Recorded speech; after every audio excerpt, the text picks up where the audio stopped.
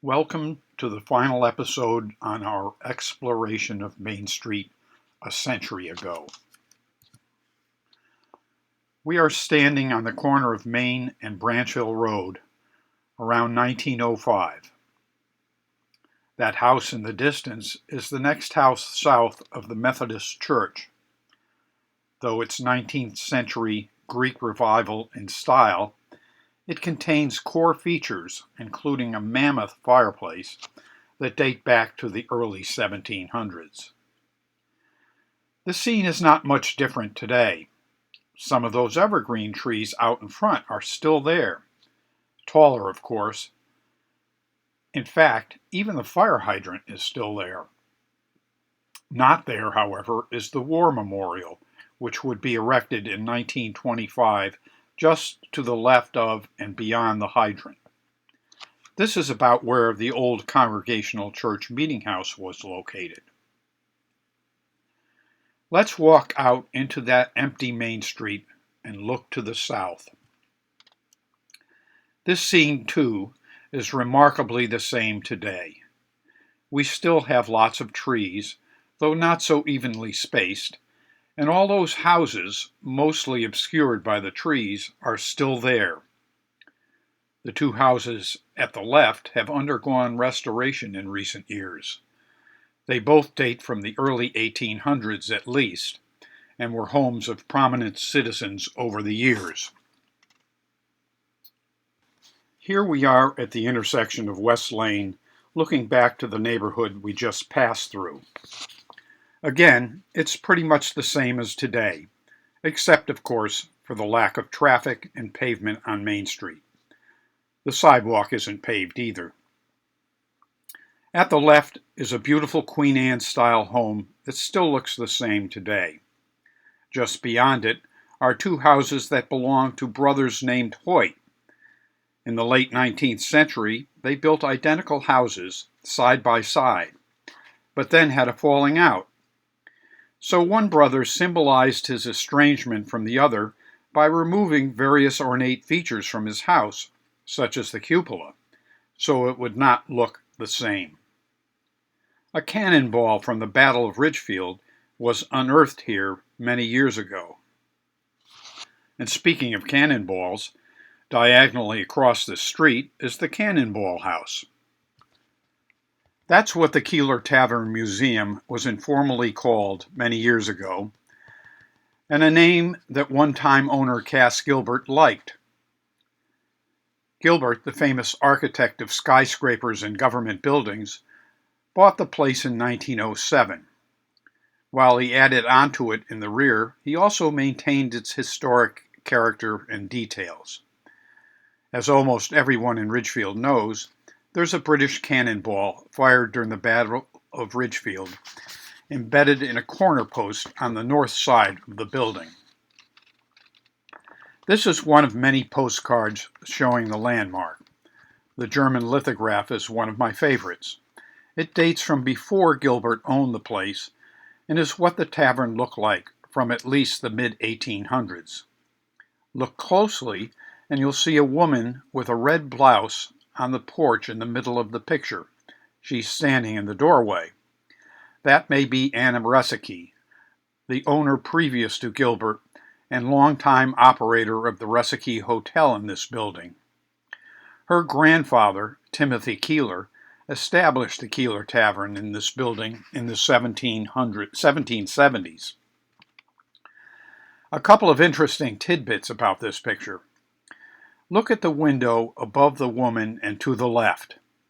That's a white cat lying down on the sill watching the goings-on. And notice the chimney at the right, used for the fireplace kitchen. Historian Silvio Bedini said that chimney is 22 feet tall, probably great for maintaining a good draft. However, it was probably also a likely target for lightning. The location is about 800 feet above sea level, the highest part of Main Street.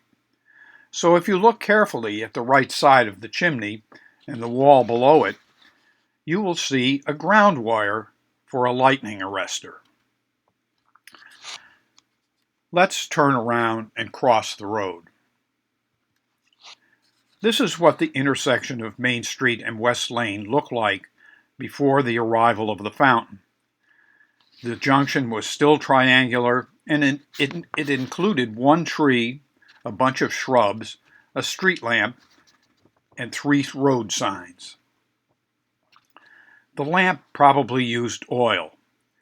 It and a series of other lamps were lighted each evening by the village custodian, probably hired by the Village Improvement Society. The lamp's main purpose may have been to illuminate the signs next to it. Those signs are not quite readable here, but we're pretty sure one pointed the way to South Salem. Another probably noted that Wilton was to the south, and the third may have pointed north to Ridgefield Center, or perhaps even the fact that north was the way to go to Danbury. Then, in 1916, everything changed.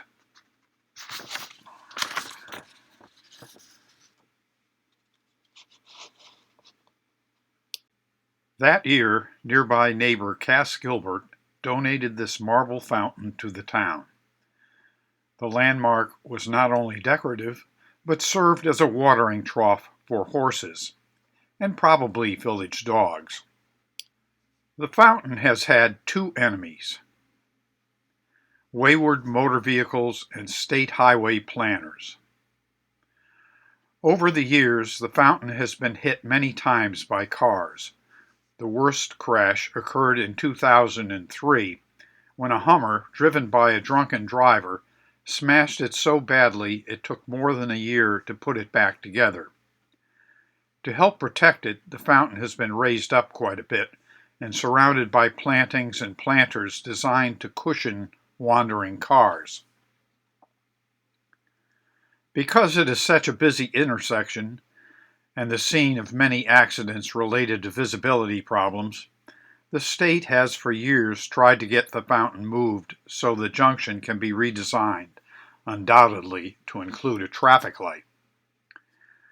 The push to move the fountain was particularly intense in the late 1980s, so the town conducted a survey that showed that 8 out of 10 residents wanted the fountain to remain where it is.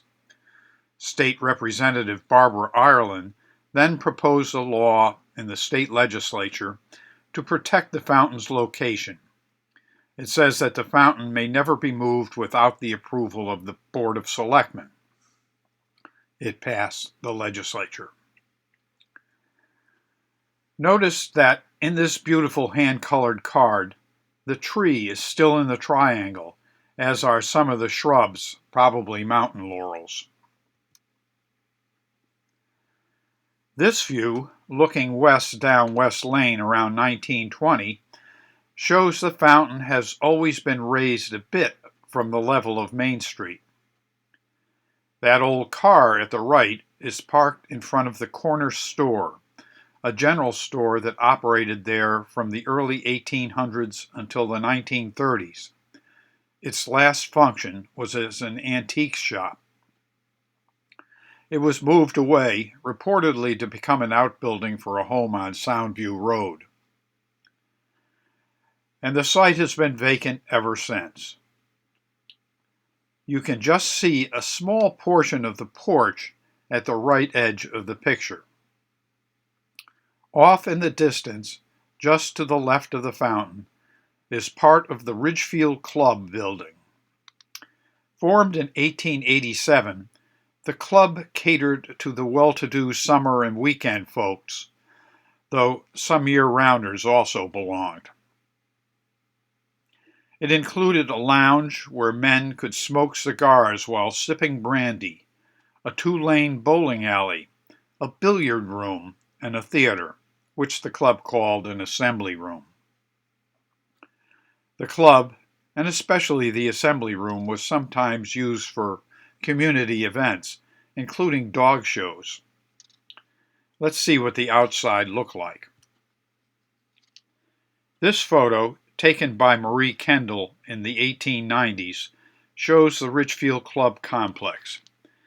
The section at the left eventually became part of the First Congregational Church campus, serving as a meeting, office, and activity space until December 1978, when it caught fire during a Christmas program and was destroyed.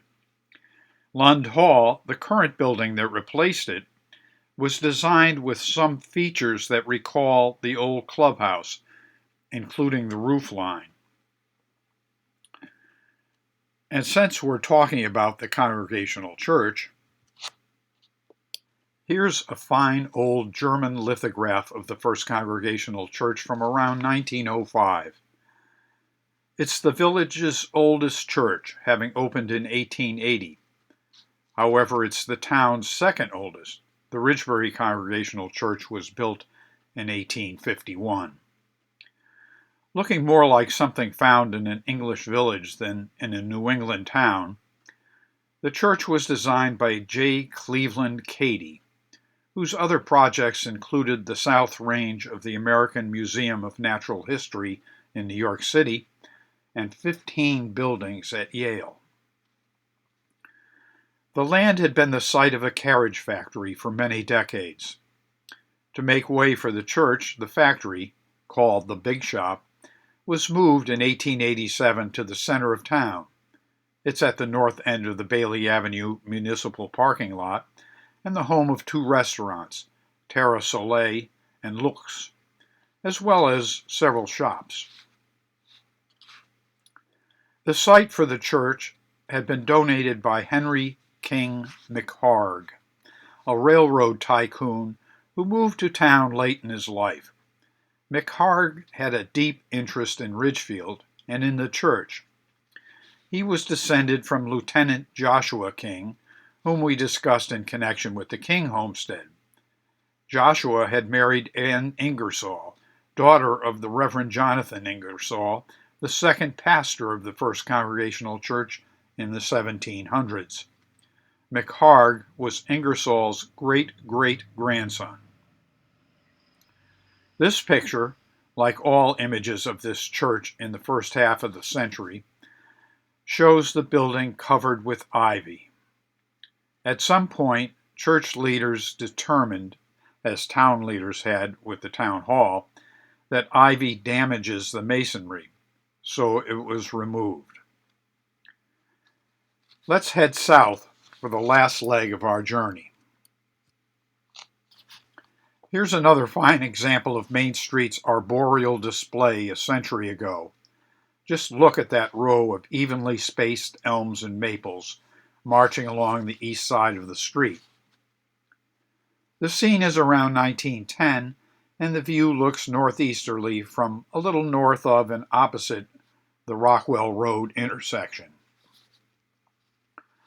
This is another German lithograph and features what many previous cards have displayed: splotches of brown leaves amid the green leaves in the trees. The colorists at this postcard company love to do that. Just why, I am not sure. It may be to offer some artistic variety to the coloring of the card, but it may also be their way of trying to suggest this is autumn and the leaves are turning. The White House at the right, number 97 Main Street, was built around 1865 and belonged at the postcard's time to Dr. Philander Cady, an Episcopal minister and professor at the General Theological Seminary in New York City. It was later the home of Giancarlo Esposito, the actor. The picture was taken before the fountain was in the triangle of West and Main, shown in the distance. The photo also shows something unexpected. Here's a close-up of a portion of the card, and at the right you'll see a sort of civil servant from the past, except that he didn't work for the town government. He was probably H.J. Haggerty, a street cleaner hired by the Village Improvement Society to keep the center of town tidy, and he was probably eyeing a horse dropping just to his left when the photographer caught his attention. He has his cleanup cart with him. You get a better look at the triangle at West Lane here. That red building in the distance was the Queen Anne Victorian house at the north corner of the intersection, seen a few stops back. We doubt it was painted red in real life. Let's go a bit farther to the south and stand in the street. We're still in the German lithograph period with those brown splotches in the trees, but this picture shows something unusual for the era and for the place: traffic. There are actually 2 horse-drawn vehicles in sight. That rig at the right seems to have pulled out to pass the 2-horse carriage that appears to be parked at the side of the road. Quite probably it belongs to the photographer. The only prominent building in the picture is the house on the left at what is now 57 Main Street. Parts of this house may date back to the late 18th century, but it was later Victorianized. During the 1920s and 30s, this was the home of Impressionist artist George J. Stengel, who in 1919 was a founder of the Hudson River Museum in Yonkers, New York. In the 1990s, Digby Berrios, president of Boehringer Ingelheim, lived here with his wife, Anita. Both were quite active in town. Let's go farther south, almost to the end, and look at a landmark from the past. Here we have a major player in Ridgefield's resort era, but one that is long gone. Originally called just the Inn and eventually renamed the Ridgefield Inn, this huge building was located on the east side of Main Street, a short distance north of Wilton Road East. The inn was designed around 1891 by William A. Bates, a New York City architect who did many of the now historic buildings in Bronxville, New York, and had also designed the Ridgefield Club, which we just saw on West Lane. The next picture shows architect Bates's rendering of the planned inn. The large and beautiful building accommodated many tourists seeking the refreshing air offered by the village of Ridgefield, some 700 to 800 feet above sea level. Bates even stuck a big hill in the background, where there isn't one in real life. Summer was pretty much the tourist season, and the inn shut down off-season. The owners decided it was expensive to maintain a building of this size for only 3 or 4 months' use, and decided in the early 1900s to open year-round as the Ridgefield Inn. That apparently didn't pan out well, but an innovative proposal came from a man named Dr. Roland Mulford, a minister, teacher, Harvard graduate, and author of a book on Alexander Hamilton. In 1907, Mulford proposed that during the inn's off-season month, the building would serve as the home for his brand new prep school for boys, the Mulford School. During the tourist season, the building would become a hotel again. That arrangement lasted 4 years. In 1911, Mulford moved the school to a new campus at the north end of Lake Maminasco. The operation was renamed the Ridgefield School and lasted until the late 1930s, becoming a victim of the Depression. The innkeepers during the 1890s and early 1900s were Charles Roswell Bacon and his wife Elizabeth, a fact that makes this site even more historic. The Bacons worked here to support their real love, art. Charles was an accomplished painter whose works today can fetch thousands of dollars at auction. However, during his lifetime, he never had much success, and depressed, he committed suicide in 1913. He's buried in Ridgefield Cemetery. Elizabeth lived a much longer life in nearby South Salem. But that's not all. While at the inn, the Bacons had a daughter, Peggy, who grew up to be a noted American artist, author of many children's books, an illustrator for The New Yorker and other publications, and an acclaimed writer of mystery novels. This is a sketch Charles drew of his wife Elizabeth holding baby Peggy. The drawing, now in the Library of Congress, was created as Charles watched his family from his office window at the inn while he was writing a letter to a friend. It's part of the letter. The Ridgefield Inn became expensive to maintain and unprofitable, and it was torn down around 100 years ago. However, at least one outbuilding, converted to a home, still exists on the backland off Main Street. Now let's step out into the middle of the road for a final look at Main Street. With the rear end of a horse, we've reached the south end of our journey. This is a wonderful view of the village, reflecting an era when life was slower, simpler, and probably more peaceful.